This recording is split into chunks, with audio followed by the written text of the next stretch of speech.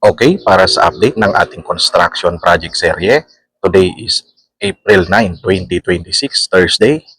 After 50 days of construction works, ito na po yung naging itsura ng ating project site.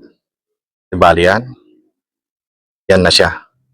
At ang current site activities natin, ito dinuduktungan natin itong mga poste niya, no, para sa kanyang pinaka top dito sa kanyang column. Yan, nag-a-assembling tayo ng mga stirrups para doon sa ating mga column rebars. Yan siya.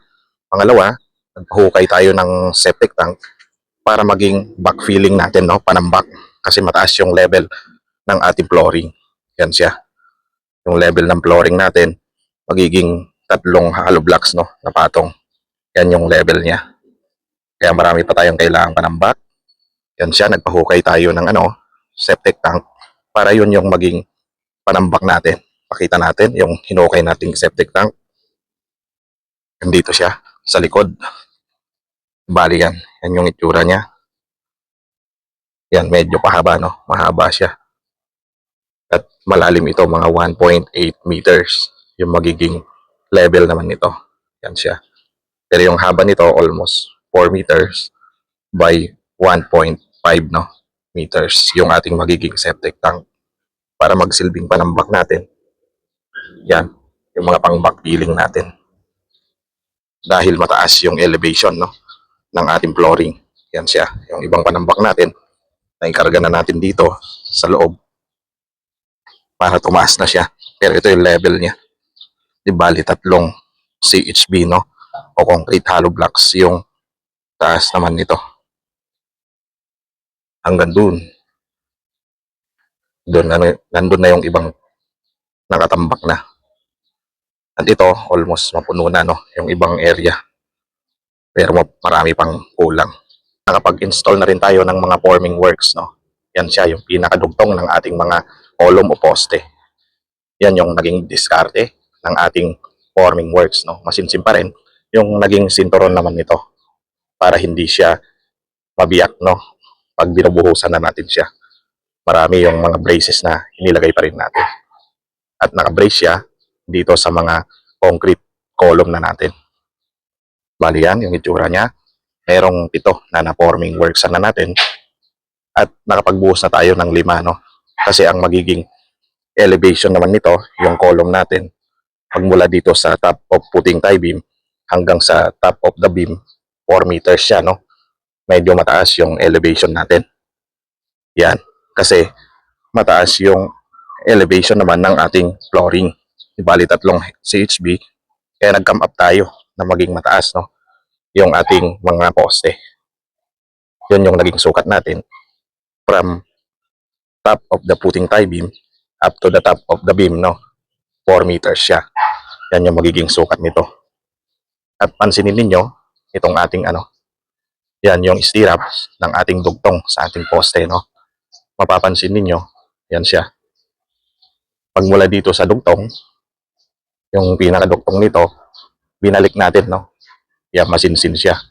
50 yung ating mga stirrups. Yung nito, no, distance nito on center. At ganun din sa taas. Yan siya. Tapos almost 150 to 100 na lang, no? 100 to 150 yung distance ng gitna nila. Yan, halos pare-parehas yan. Binalik natin dito kasi dugtong siya, no? Masinsin ulit sa baba, yung pinaka gitna na ng poste natin, no? At sa taas masinsin ulit yung ating mga stirrups o anilyo o yung ring ng ating mga main bars, no? O main vertical bars. Yan siya. Di bali yung vertical bars natin, yung mga main vertical bars natin, di bali 6 na 16 mm yan. At saka dalawang extra na 12 mm, kaya 8 lahat yung ating mga vertical main bars ng ating column o poste.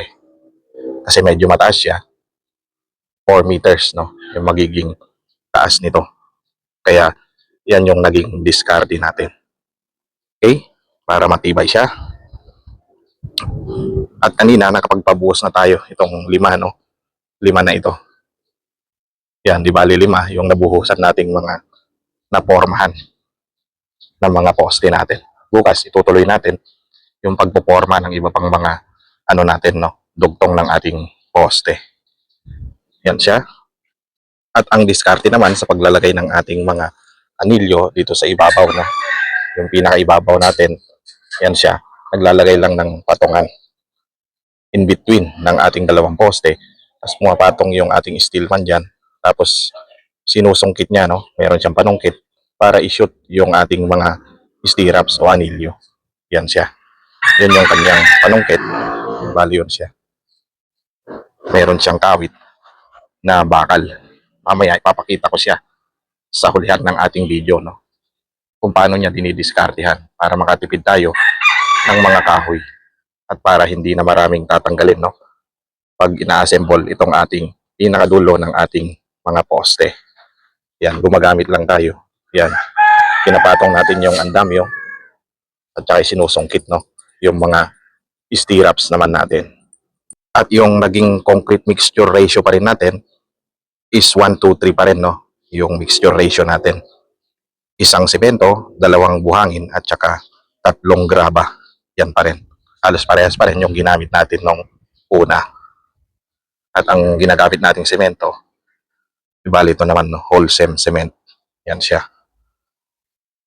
At ang isang bag na nito ngayon, current, no, na presyo nito sa ating mga lumber is nasa 230 pesos.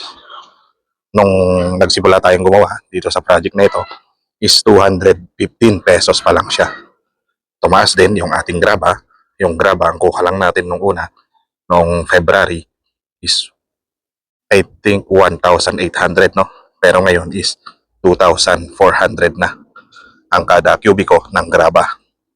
Tumaas ng 600 pesos kada kubiko at halos ganun din, no, itong ating buhangin. Kasi ang kuha natin dito dati, yung Corsan na S1, itong Pino, is nasa around 1,900. Tapos ngayon is ano na rin siya, 2,400. Tumaas yung mga materyales, kaya medyo humina yung mga industriya ng ating construction works. Asahan natin yon, no, na maraming maglalaylo para sa pagpapatayo ng mga bahay. Kaya hihina yung ating construction work industry dahil nga sa nangyayaring pagtaas ng mga petrolyo at yung sigalot dito sa ating ano, no, sa ibang dako sa Iran. Nagpataas ng mga petrolyo, kaya nagpataas ng mga materyales. Ganon din yung ating mga bakal, tumaas din siya. Itong kuha lang natin noong February, itong 10 mm na pang-anilyo is 140, no, per piece. Pero ngayon, nung kumuha tayo, is 170 na siya. Almost tumaas ng 30 pesos, no, kada isang piraso. Kaya kung kukuha ka ng 100 piraso, kung i-compare mo nun, bumaba na yung value ng pera mo. Tumaas na siya ng magdadagdag ka ng 3,000 pesos kada 100 piraso ng ating 10 mm na rebars dito sa probinsya. Yan. Magkakaiba pa rin ng presyo per location. Pero ang pinupunto natin is tumaas yung mga materyales ng ating construction works. Okay? Yan lang muna yung ating update para sa ating project construction serye.